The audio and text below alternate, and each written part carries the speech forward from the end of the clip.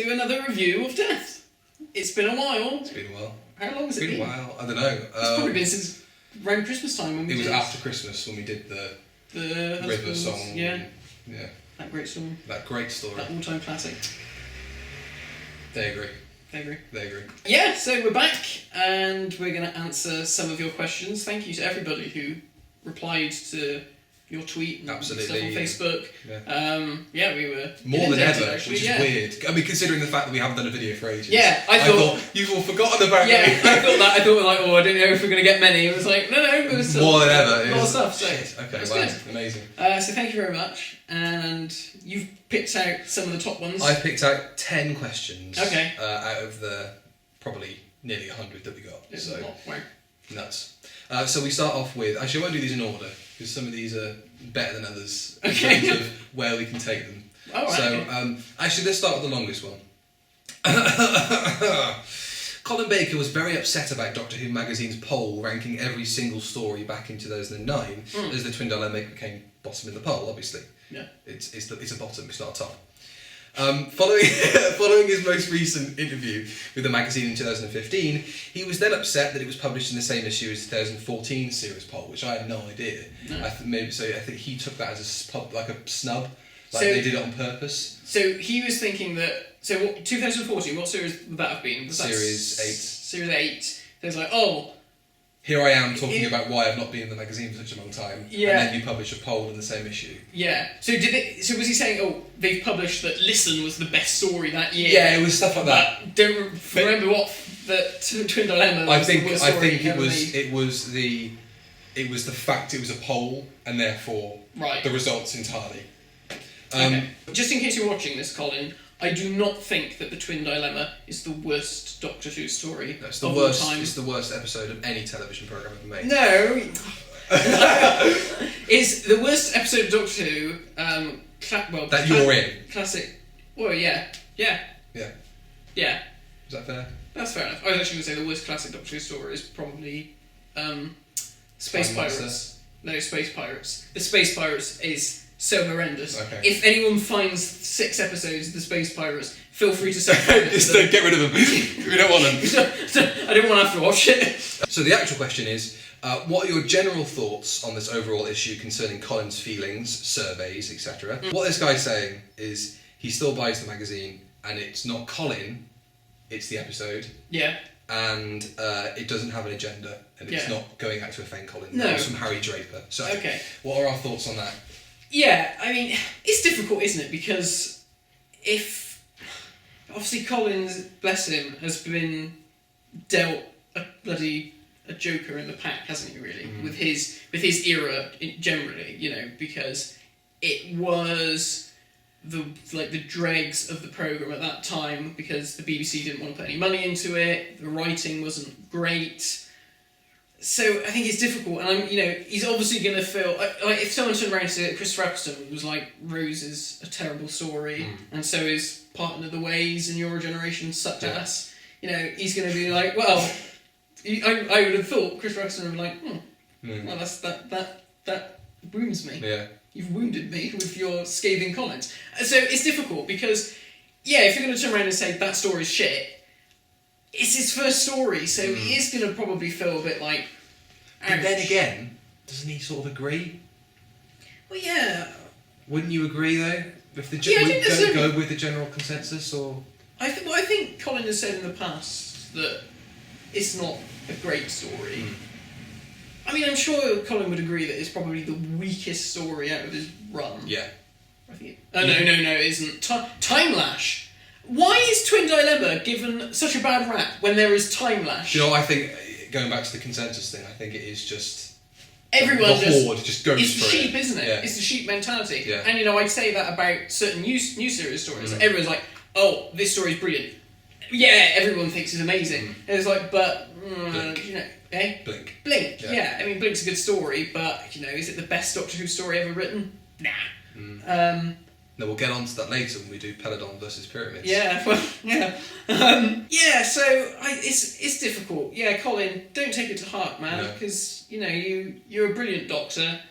And also, I don't think he realises that obviously he takes that personally, but some fans might take it very personally that you go, oh, fucking surveys and polls and opinions. Who cares about the opinions of the Doctor Who fans? You know what I mean? I think some people might take that a bit personally, that he would sort of like say opinions and surveys, don't matter or don't mean anything, but they clearly do, because you were that sort of taken aback by it, which is fair enough. I mean, again, like you said, nobody wants to be told that something they did is the worst out of a lot of things.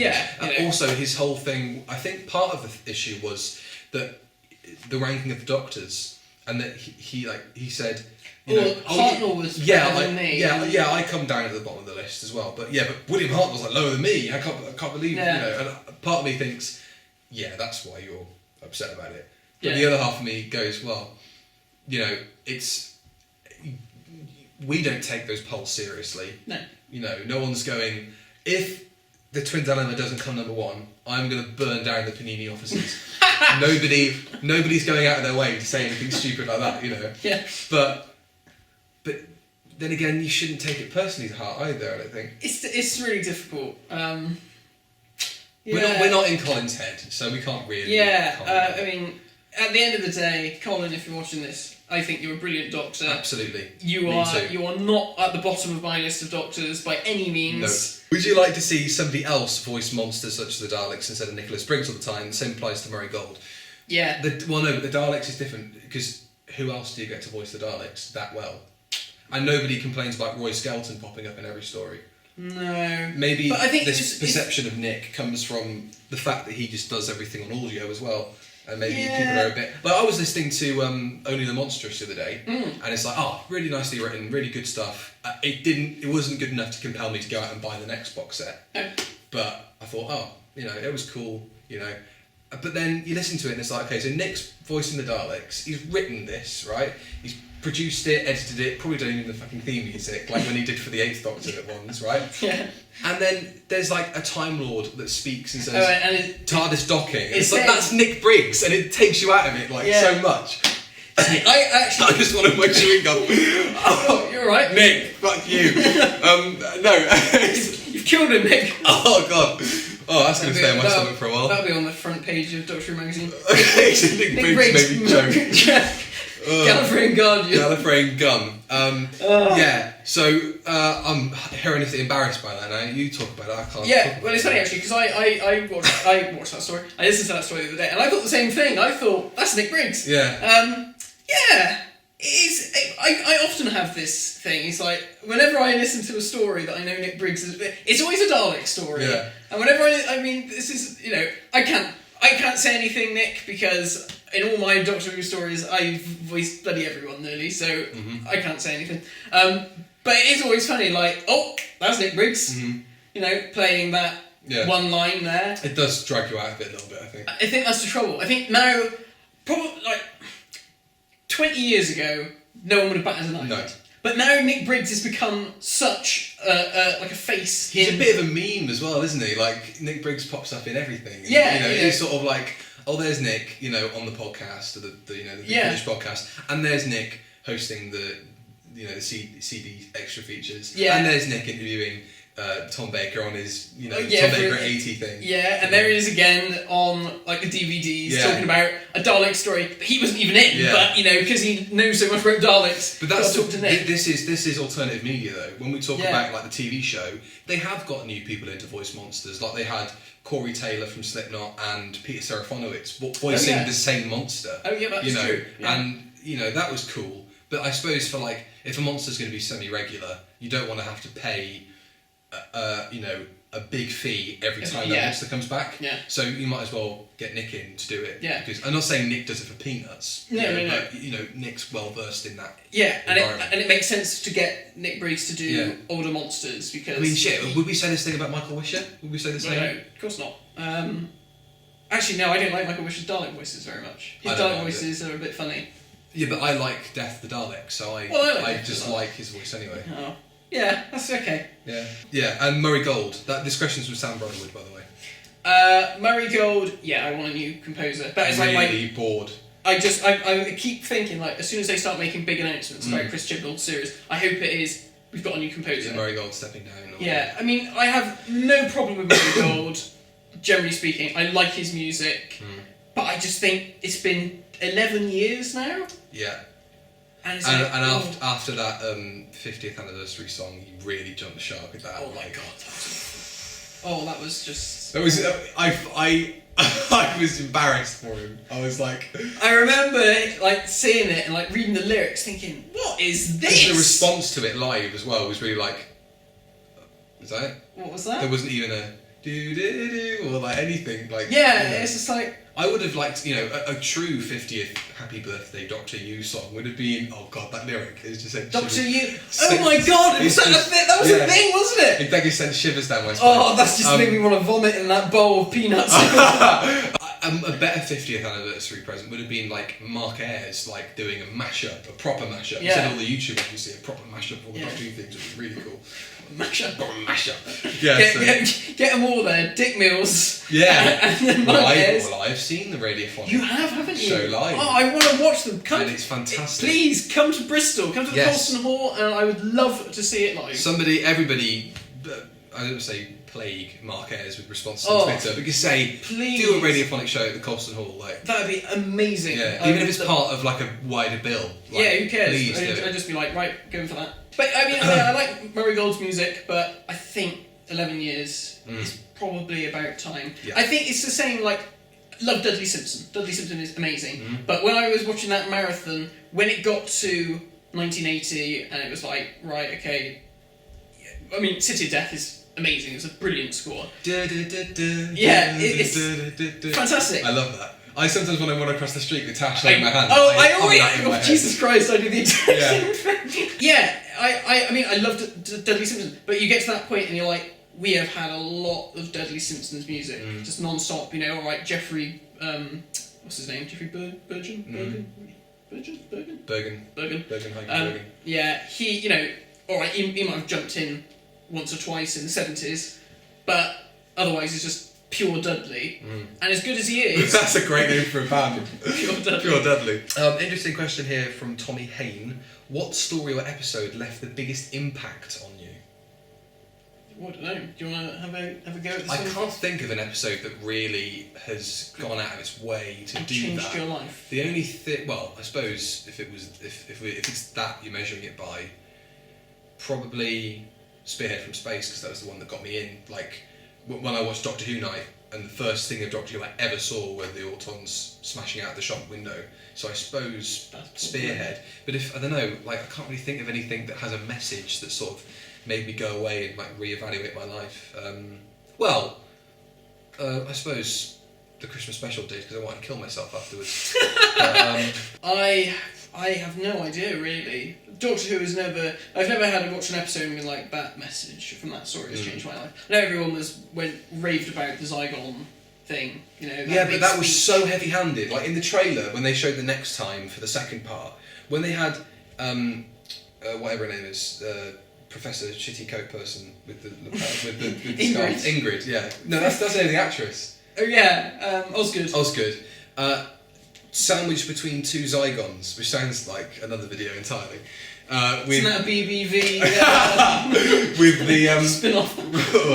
with the flag behind it, with the Zygon writing on it, and it was like, you're not even trying to like hide that as an ISIS beheading video. Yeah. Like, that is so clearly what it's meant to be. Yeah. It was so heavy-handed that the message just went over my head like. And that speech at the end was great, and everybody shared it. But it's the fact that everybody shared it, and that's it became so saturated. It's like you know, people are gonna make little memes of it, and they'll put little pictures of minions next to it, and there'll be like one of those deep messages on it, and it's been misspelt and all that sort of stuff. And it'll just be. I think that's like one of my issues with like 21st century Doctor Who. It's like everyone shares all this stuff, and it's like, oh, you know. Because they know it's shareable. They write it to be shareable. And it's like, oh, you know, the world needs to, like, the government should listen to this speech from Doctor Who. From this one episode of a TV programme, you know? Yeah, and I just sit there and I'm like, oh, it's like, my God, if I shared that on my wall, people who were not Doctor Who fans would look at me like, what is this twat doing? Yeah. What are your thoughts on Matt Lucas presenting the show just because he wanted to, and Moffat said okay to that? That's from Jack Vinor. Well, I'll be honest. When I heard that Matt Lucas was coming back, I was like, this is wrong. This news site has got the wires crossed with the Christmas special, and they thought that he's coming into Doctor Who, but no, that was Christmas. But when it turned out, it was like, no, he's going to be like a companion for a few episodes or whatever. I was just like, what on earth? I love Matt Lucas, but I think he was wasted in the Christmas special as Nardole. That was what hit me, and I remember saying this. I said, God, this has come back to haunt us. I said, Matt Lucas will never be in Doctor Who again, and that is his indelible mark on the programme. I'm really sorry, everybody. Someone watched our video. I think that's what really happened. Someone watched our video. I thought, I'll teach you that. Yeah. Don't chat shit about our show. I mean, he could be fine. He could be atrocious. Yeah. It's not for us to say. We got a question on the Facebook group that said, "What do you think of Bill?" I haven't seen it. Really? So I can't say that Matt Lucas is going to be appalling because he's a great comedic actor, and I really like him. I think he's really funny. But it's the character. Who wanted him back? Like, at the end of the day, they wanted the character back, not Matt Lucas. Because I want Matt Lucas to come back and do something worthwhile on the show. It's weird because it's like, who really was he in the Christmas special? Didn't he die? He was hardly in it. Yeah, and his head got chopped off, and now he's got a body, and that'll be. You can see it right now. It'll be a Moffatism of, how do you get your body back? I don't know. That'll be it. And something we were talking about earlier. So the other half of the question was, what do you think about him inviting him back just because he said, I want to come back? And Moffat said, oh yeah, he does all this stuff in LA and he's getting all these pilots and stuff, and he wants to come back to rainy old Cardiff and do Doctor Who. Well, I'd imagine the pay is pretty good, so that's probably one of the reasons why he didn't say, I don't want to do that again, you know. And also DVD sales, iPlayer, and the possibility of an action figure probably all ties into the fact that he thought that might be fun to do again. But he's also a Doctor Who fan, so that's probably why he wanted to do it again. I mean, if you're a Doctor Who fan, you're bound to just be like that. Absolutely. However, I can't believe I've never thought of this before, but how do we know that Stephen Moffat isn't lying about that story? Oh, yeah. How do we know that... Because we know that he lied about the Sonic sunglasses. They weren't his invention. They were Peter Capaldi's invention. Oh, yeah. And he decided that he would take the blame for it because he didn't want all the heat to be directed on Peter. Is that what happened? Yeah. Where was this? Partly something you've told me, which we've mentioned many times in videos, and we've been secretive about it. With the sonic screwdriver. Yeah, with the sonic screwdriver. And the thing is that Peter came up with it because he didn't want to have... something that kids would have to shell out a lot of money for. Because that was the whole point of his costume, is he wanted kids to... Ray-Bans? I know. But he said, I want kids to have sunglasses, you know, and so it's not a popularity thing in the playground, so that, you know... Ray-Bans? It's a little bit counterintuitive. I know. Sunglasses. But yeah, this is the thing. How do we know that is the truth? I don't think it's the truth. I don't believe that he just rang up one day, because Stephen would have planned this series way in advance. Yeah. And he's like, well, I'd love to invite you back, and maybe Chris will at some point, but I've already written the whole season, and I don't really want to shoehorn one of the characters into it. Even the fucking cover of Doctor Who magazine, he's an afterthought. He's like there. He wasn't. I guarantee you, I will put money on this, and one day in the future you'll all see, Nardole was not supposed to be on the cover of Doctor Who magazine. I bet you, because that's not a publicity image from Series 10. That's not a specially taken photo. That's from the Christmas special. It is hilarious. This is like... It's his face as well, it's like bless him. Peter and Bill, and then like the background by the time it's just like... Yeah. What am I doing? That is his face anyway, but... No, I know that's his... I know, but... I love it, but... I guarantee... It is funny. It just makes it seem more hilarious. It's so weird. It's like, I guarantee you he's an afterthought. He wasn't supposed to be on that cover. It was supposed to be the Doctor and Bill. He's gonna be like and then Tom Spilsbury gets the call, oh fuck, if you've got those publicity photos, quick, cut him out and stick him in there. It doesn't matter about shading him in or doing the texture properly, because he doesn't look... He's just flat. It's just flat on the image like that. It looks like someone's literally just like a kidnapped someone just pasted it on the top of it. Where's Wally? Yeah. Where's Nardole? Oh god, no, they will make that a book. Probably. All the books they print now, that will become a book at some point. Someone posted this the other day about like, the Doctor Who cookbook. It's coming out. We've got to buy it. That's got to be a video. Do some food. Oh, that'd be hilarious. But you can't make a sandwich. I can't make a sandwich, so that's actually that sheet sandwich earlier was alright. Was that? Okay. But then again, the whole panic of Will Matt set himself on fire in the kitchen by pouring some water down into a cup. Will that happen? Okay, best and worst cliffhangers. Alex Smith, best cliffhanger, also the most underrated. Episode 4 of Invasion of Time. That's a great cliffhanger. Bang. That music. Yeah. And you turn around and you see the Solitarians. That is the Doctor Who cliffhanger. Oh. That is the ultimate. And I love it. I think on the CD, didn't they? Wasn't that the last track before the closing music? Yeah. So when you heard that, bam bam bam bam bam bam bam bam bam, it's excellent.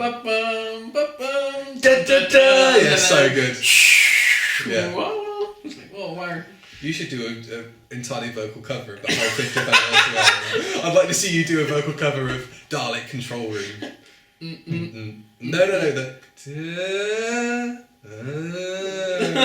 echoey chorus. Yeah. Somebody make an album cover of that. Like those old Sinatra ones of like Matt like that. Yeah, take that frame. God. What we talking? What's cliffhangers? Yeah. Cliffhangers, So for me, Invasion of Time, worst cliffhanger. That fucking weird one from Image the Fendal. The one that they lied the week after. They added stuff into it, and it's like really odd. Like because it's not even like there's no peril in it because it's completely silent. There's no music. They shoot at Leela, but Leela's like then hidden behind a wall, isn't she? Like the next bit, it's really weird. And Tom's got a monster coming towards him that we don't see, and then he's like, "Oh, come on, legs." Or actually, maybe having said that, even though it is my introduction to Doctor Who, I was going to say. The no music cliffhanger at the end of the first part of Spearhead, when John just sort of grabs his head like that and falls over. Yeah. Who told you to fire, you stupid fucking twat? That's the bit. That's why there's no music. They cut that. You prick. What have you done? I always love that. It is always like, who told you to fire, you stupid? It's like, whoa, what? That was like Derek Sherwin was like, God, we're going to make Doctor Who modern, and they're like, BBC tea time, we can't have language like that, Derek. I think the worst cliffhanger is, but it's so bad that it's brilliant at the same time. It's got to be Death to the Daleks. Stop, don't move. Floor tiles. No. What is that? It's like I can't hate on it because I love that story. I can't hate on that cliffhanger. The funny thing is like I'm sure we talked about this. It's the music though. It's the bit of music that goes pang. Yeah. And you're like, wait, what? What's so frightening about that? But the funny thing is, it's like what was meant to be the cliffhanger? Was it them? It must have been. Was it them with the weird lights like was that was and then the Daleks are decoding the thing. Yeah. Which makes sense because that's literally like 30 seconds later. Yeah, because they were not overrun it. Like just it would have underrun, but only by 30 seconds. Yeah.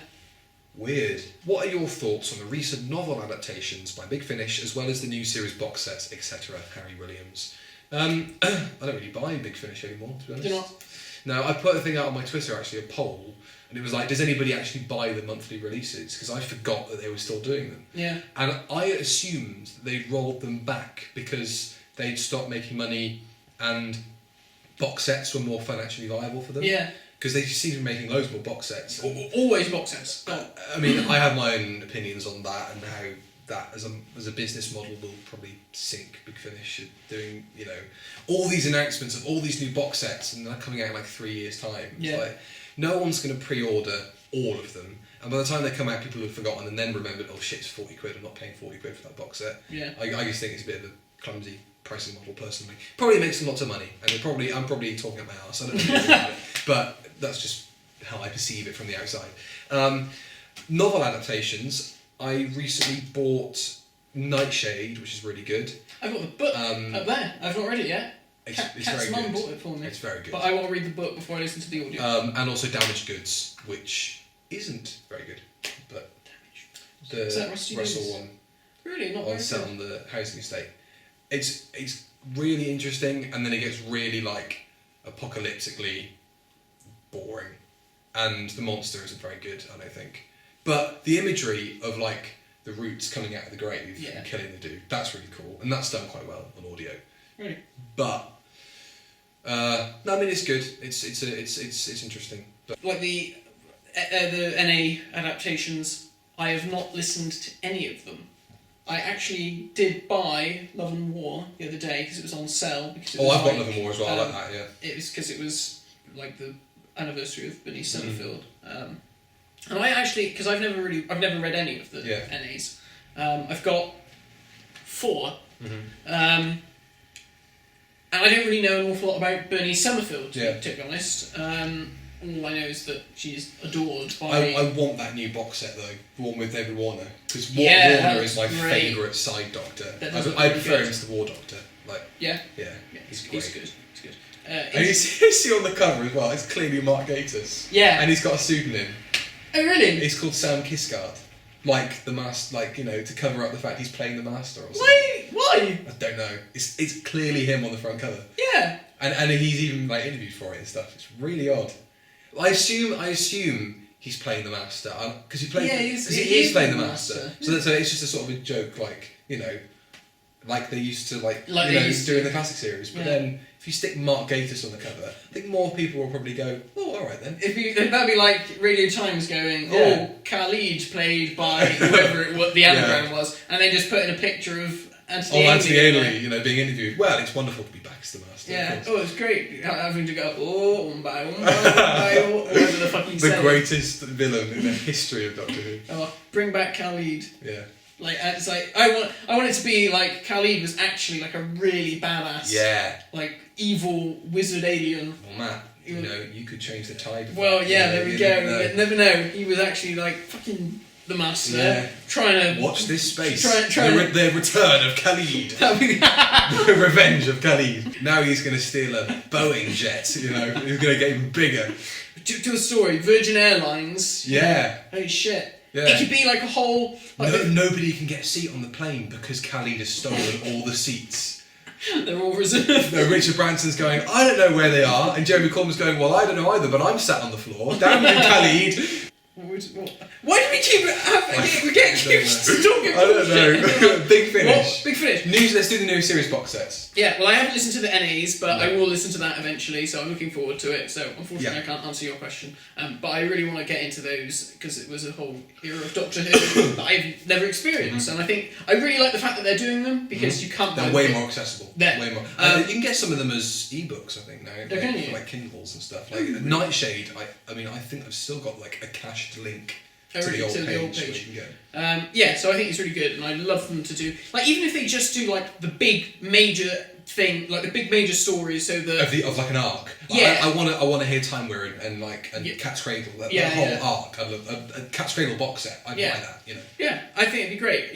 So long as it's like you get the main story of the companions and like them coming into it and going out of it, and all the major bits. Like if there's like some like when Ace dies. I think she dies. Does she die in the NA? Well, she dies in the comic. She leaves him. I think she leaves him. Oh no. She definitely dies in the comic. She dies. It's a bit of a spoiler. I mean, they've been out for almost 20 years. Yeah. She sort of half leaves at the end of Nightshade. Does she? But then she's in it like later, and she's like a badass. She's with the shades and the catsuit. Okay. Is that like the introduction of that? I don't know where that comes in. Because she's like that in some of the Big Finish audios. Yeah. Her timeline is just messed up. If Big Finish, if you're listening, please, you did it for Colin Baker. Can we just have a definitive Ace leaving story? Nightshade sort of is, though. Is it? Because she does it in the book. But she comes back, though. Yeah, in the book, she walks out the TARDIS because she falls in love with somebody. Right. And the Doctor's like, okay, well, because his whole thing is maybe I should retire and put down some roots somewhere. And you should, and you should do too, Ace. And she's like, well, no, I haven't got anything else to come back for. And she falls in love, and then she decides, I'm going to leave you.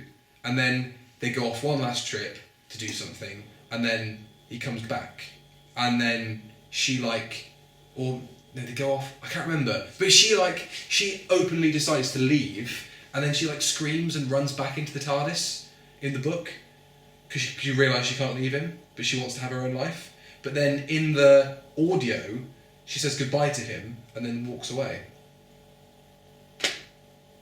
Messed up. Do you think the Daleks and Cybermen are due a redesign? Dave Burgess, hello. Hello, Dave. Do we? A recolorization for the Daleks in Yeah, livery? I want to see like a battle-scarred death to the Daleks livery on the new series Daleks. That'd be cool. Silver, black spots. Yeah. Gorgeous. Silver and blue, I wouldn't mind. I don't think so. Fine. I think you're wrong. I think we should just... We've got them at Cardiff, bring back the original, like the Troughton ones. They looked great in HD. Holy shit. That was but everyone stoops down to them though. You can't, like, that's the only reason they made the new series Daleks higher. Well, alright.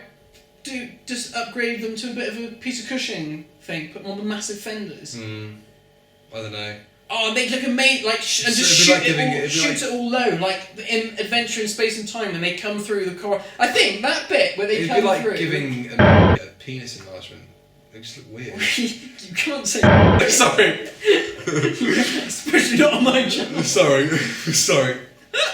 Favourite Doctor Who guilty pleasure, Miles Taylor. Personally, no, Miles Taylor isn't my favourite Doctor Who guilty pleasure.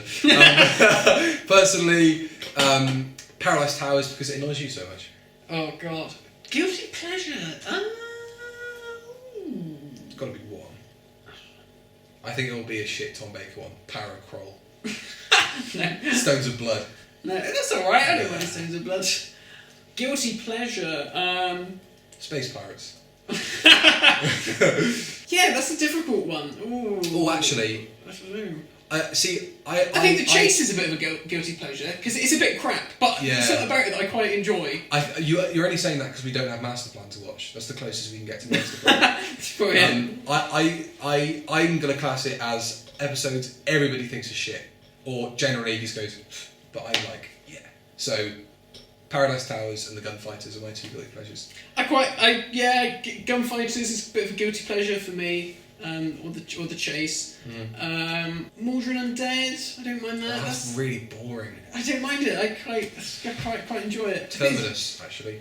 Terminus, I'm not so keen on Terminus. I think I prefer Mordred Undead. I bet there's some new series stories that are a bit guilty pleasures. But actually, Asylum of the Daleks. I gotta say, guys, I've been rewatching all of Series 1, and general consensus, I've absolutely bloody loved it. I've sat there and been like, I am friggin' loving this. Not joking. I'm not even joking. I've been sat there and I've just been like, this is great. This is great telly. This is good Doctor Who. Alright, fighting aliens aside. That is the one thing that has let down... I saw your post about it, Yeah, I was like, actually, this is a bloody good run of episodes. Long Game's also a bit of a shit one. But otherwise, I haven't got to Boomtown yet. Well, if we're going to talk about new series... Guilty pleasure series is Series 3.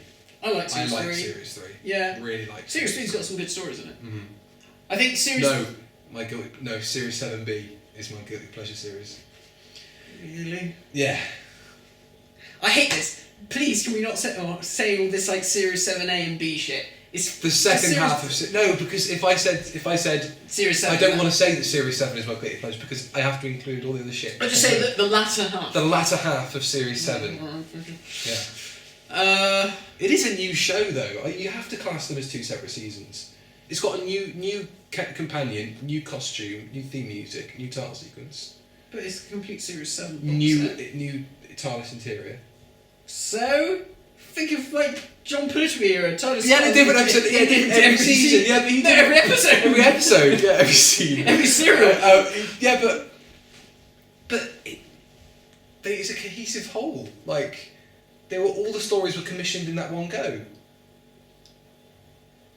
Come on, I still call it Series 7 all the way through. No. None of this A and Do B. you count Trial of the Time Lord as one whole episode? Sometimes I do. What do you mean sometimes? You can't have that. No, yes, I class Trial of a Time Lord as a whole story. Because... Fucking joking, are you? No, because when every episode starts, it says, The Trial of a Time Lord... Who's that? No, it's actually children. Because it says the trial of a Time Lord, episode 1, episode 3, episode 4, I missed an episode 2. Yeah, no, it doesn't go Doctor Who, Terror of the Vervoids. Should do. Oh, it doesn't. So why have we got those names for them then? Because that was just what they did because it was such a big fucking story. Yeah. It's one story. No, it's not. It's one story in 14 parts. Are you one of these twats that calls the Daleks the mutants as well? No, I couldn't. Or 100,000 BC? Fix your titling system, DWM. You are a mess. I quite like calling it or the Tribe of Gum. Oh, even better. The Cave of Skulls. The Cave of Skulls. Piss off. No way. Okay, right, last question, because this might take a while. Last question. I can't believe it. Right. How long have we been going for? I don't know. I'm beyond the point. I'm too drunk to care, to be honest. What are your expectations of Moffat's final season? Are you worried he'll make it a real swan song, or will he have the confidence to just make it a good season of Doctor Who? That's from Christian Craig. Well, we've already spoken about this a little bit, because we were talking about, do you hope it's not a victory lap? I think it's basically your question. And there are rumours that they're going back to film at Amy Pond's house. So he's lied again, if that's the case. But at this point, it's just like. But that was like. It's like a politician talking to you. He always lies because it was like, oh, Clara's dead and she's never coming back. 2 weeks later, Clara's back because you can't keep it down. That's lying. Yeah. That's not even knowing what you're doing yourself. You know. Yeah, I'm sure there's been a few other occasions when he said stuff and it's like. Every time he opens his mouth. This season, the season finale is. We've said it before, but this is going to be genuinely devastating and heartbreaking. No, it isn't. No, it isn't. To who? Yeah, to you maybe. Yeah. No, not even to you, because you don't let your characters go. No, I really hate the fact that Clara and me. That ruined it. Oh, that's her name, wasn't it? Me. Oh, there's a character in Powerpuff Girls. There's a character called him. Oh, is that the devil? The devil is like a transvestite. It's great. Powerpuff Girls is fantastic. Anyway. And he's actually really scary. Yeah. Better than her from. It's like the devil in Cow and Chicken. Yeah. I love the Cow and Chicken. Oh. Anyway, I'd rather talk about Cow and Chicken actually now than Stephen Hawking. I was actually going to say, for the first properly for the first time in how long has Doctor Who been back on television? 12 years. 12 years? 13 years. Is it? 11 years, isn't it? 2005 it came out. Oh, I forget. It's 11 years. This is the first time I genuinely couldn't give a shit about what is going on. No, there was a question that said, what do you think of all the writers that are going to be coming back for this series? I don't know who's writing. Don't know. I have no idea who's writing for this series. Absolutely no idea. I've not followed any of the filming. I didn't do it last year because I didn't want to spoil it for myself. This year, I don't care. Yeah. I just don't care. I think it's not age, is it? No, I don't think so.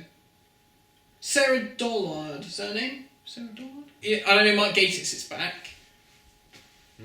But I really don't care. It's like the only thing that I've seen Frank Cottrell Boyce is back as well. Oh no, he is, isn't he? I liked Into the Forest of the Night. Oh fuck. That is.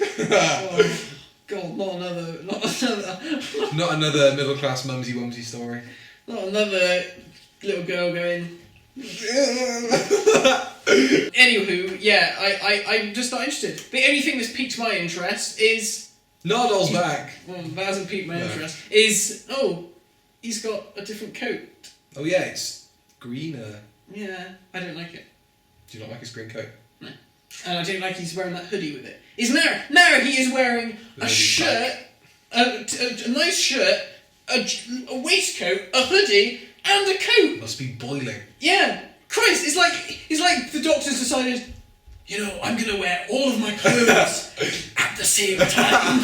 And he's just going to be there in like an assortment of hoodies and shirts and waistcoats and a velvet coat. And he's just be like, oh. How about this for 100% Rebel Time Lord? Okay then. Well, we veered off more than in any other video. You can have that spin-off, BBC. Yeah, you can have BBV. We'll do BBV the spin-off of the spin-off. Yeah. Wow, okay. Well, that happened, didn't it? I've got no voice. Yeah, me neither. Well, thank you once again for your questions. We had fun. Lots of fun. I hope you had fun watching it. Well, we'll see you again for our next video, which will be... Peladon versus pyramids. Yeah. Finally, it's happening. Yeah, so stay tuned for that. Bye-bye. Mum, hope you're having a good day with Billy. He is. Oh. Hello, Mum.